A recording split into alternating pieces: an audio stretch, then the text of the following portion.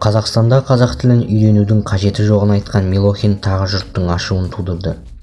30 жылда өз тілімізді тұғырына қондыра алмай, қаңғып келгенде қиналмасын деп осылардың тілін, мәдениетін сақтап отырған қандай халықпыз.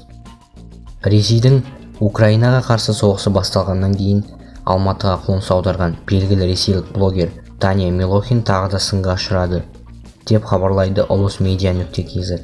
Динара Сәтжанға берген сұхбатында неге өзге ел емес, дәл Қазақстанға көшіп келуінің себебін айтқан Милохин желі қолданушыларының ашуын тудырды. Біріншіден, тіл үшін. Бізге адамдармен араласып, жаңа таныстар табу керек. Бәрі орысша сөйлегендіктен қиындық туындамайды. Мәселен, мен ағылшын немесе басқа тілде сұхбат бере алмаймын. Аудармашы жалдауға тура келер еді, деп жауап берді.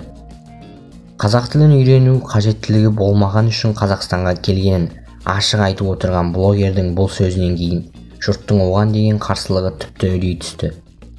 Желідегілердің бірі жылайтын күнің алда, аюға намаз үйреткендей қазақшаны үйренерсің әлі, қиналып десе, енді бірі тілінің құрметтілеріне күмәнмен қарайды. 30 жылда өз тілімізді тұғырына қондыра алмай, қаңғып келгенде қиналмасын деп осылардың тілін, мәдениетін сақтап отырған қандай халықпыз.